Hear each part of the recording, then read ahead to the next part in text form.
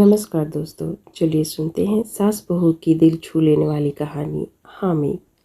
Mummy, मैं यहाँ क्या सुन रही हूँ कि भाभी अपनी मम्मी को वहाँ घर पर ले आई है। प्राची ने अपनी मम्मी वंदना जी से कहा। हाँ बेटा, उसकी मम्मी की तबीयत बहुत ख़राब है इसलिए। मम्मी, हमारा घर कोई धर्मशाला थोड़ी ना है। भाभी को तो किसी चीज़ की परवाह नहीं है, लेकिन आपको तो सोचना चाहिए था, मना कर देना चाहिए था। प्राची ने अपनी मम्मी को बीच में ही टोकते हुए कहा।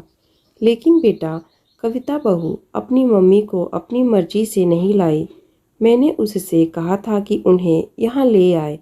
क्या कहा आपने कि आपने ही उन्हें यहाँ लाने को कहा है? प्राची को हैरत का झटका लगा और उसने यह कहकर फ़ोन रख दिया कि मम्मी, मैं आपसे वहीं आकर बात करूँगी। प्राची अब तक अपनी मम्मी से फ़ोन पर बात कर रही थी। दरअसल कविता की मम्मी को गठिया पाई की बीमारी थी और वह हद से ज़्यादा बढ़ गई थी। कविता को उसके भाई ने फ़ोन करके कहा था कि वह आ जाए और मम्मी जी की देखभाल करे। कविता और केशव दो ही भाई बहन थे और कविता के पिता उसके बचपन में ही चल बसे थे। कविता की शादी अमन से हो गई थी, लेकिन कविता का भाई अभी पढ़ाई कर रहा था। कविता के घर पर उसकी मम्मी और भाई रहते थे। अब जब कविता की मम्मी की तबीयत बहुत ज़्यादा ख़राब थी, तो उसके भाई से संभालना मुश्किल हो गया था। इसलिए उसने कविता को आने के लिए कहा। कविता ने जब अपने पति अमन से पूछा कि वह मायके जाना चाहती है, मम्मी की तबीयत बहुत ज़्यादा ख़राब है, तब अमन ने कहा, कविता, तुम अकेले वहाँ सब कैसे संभालोगी? अगर बच्चों को यहाँ छोड़कर जाओगी तो बच्चे परेशान हो जाएंगे, और अगर बच्चों को लेकर जाओगी तो फिर अपनी मम्मी की देखभाल किस तरह करोगी? तुम ऐसा करो, मम्मी जी को यहीं ले आओ, यहाँ पर तो हम सब हैं। अमन, आप यह कैसी बात कर रहे हैं? मैं मम्मी को यहाँ पर कैसे ला सकती हूँ? और आपकी मम्मी सुनेंगी तो वह क्या कहेंगी? मम्मी कुछ नहीं कहेगी। फिर भी आओ चलो मम्मी से पूछ लेते हैं। क्या हुआ बेटा? मुझसे क्या पूछना है? क्या बात है? वंदना जी जो अपने कमरे में जा रही थी, उन्होंने अपना नाम सुना तो वह बेटा बहू के पास आकर पूछने लगी कि क्या बात है। तब अमन ने उन्हें सारी बात बता दी। उसकी बात सुनकर वंदना जी बोली, अमन सही कह रहा है, तुम समधन जी को यहीं ले आओ। तुम उन्हें अकेले कैसे संभालोगी? लेकिन मम्मी जी, लेकिन वेकिन छोड़ो और जाओ, जाकर उन्हें यहाँ ले आओ। तुम्हें लगता है मैं बुरा मान जाऊंगी या फिर मैं ऊपरी मन से कह रही हूँ?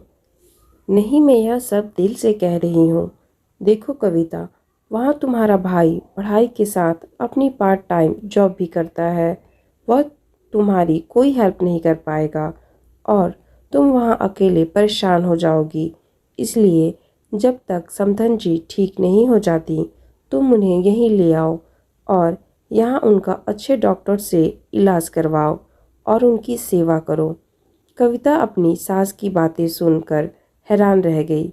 जहाँ बेटे की माँ बहू की माँ के आने की बात सुनकर ही मुंह बना लेती हैं या फिर बहू के मायके जाने के नाम से ही चिढ़ जाती हैं, वहीं उसकी सास उसकी बीमार माँ को यहाँ अपने घर पर बुलाने का कह रही थी। हैरानी की बात थी, लेकिन जब अमन और उसकी सास की हामी मिल गई थी तो वह अमन के साथ जाकर अपनी मम्मी को यहीं ले आई। जब उसने अपनी मम्मी को देखा तब उनकी हालत देखकर बहुत दुखी हुई और उसे अपनी सास के फैसले पर गर्व हुआ, क्योंकि उसकी मम्मी की ज़्यादा ही हालत ख़राब थी। उन्हें हाथ लगाने पर भी बहुत दर्द होता था। उठना बैठना तो बहुत दूर की बात थी, उन्हें बाथरूम भी पकड़ कर ले जाना पड़ता था। प्राची जिसकी शादी इसी शहर में हुई थी, वह 2 घंटे बाद ही अपने मायके आ पहुंची और आते ही अपनी मम्मी से बहस करने लगी कि उन्होंने कविता की मम्मी को यहाँ क्यों बुलाया है। उसकी बात सुनकर वंदना जी ने बड़े प्यार से उसे समझाते हुए कहा, प्राची बेटा, तुम यह कैसी बातें कर रही हो? तुमने देखा नहीं कि समधन जी की हालत कितनी खराब है और कविता के परिवार में भाई और माँ के अलावा कोई नहीं है। उसकी माँ की इतनी तबीयत खराब है, तब वह उन्हें अकेले वहाँ कैसे संभालती। मम्मी जैसे भी संभालती अपने आप संभालती। आपने क्यों अपने सिर पर जिम्मा उठा लिया। और मम्मी, मैं यह देख रही हूँ कि आप भाभी के हाथों की कठपुतली बनती जा रही हैं। जैसा वह कहती है आप वैसा ही करती हैं। प्राची, अपना मुंह बंद रखो। तुम्हें कुछ नहीं पता। इंसानियत का रिश्ता भी कुछ होता है और अब भी मेरे अंदर से इंसानियत ख़त्म नहीं हुई है। और दूसरी बात, मैं अपने पोता पोती के बिना नहीं रह सकती।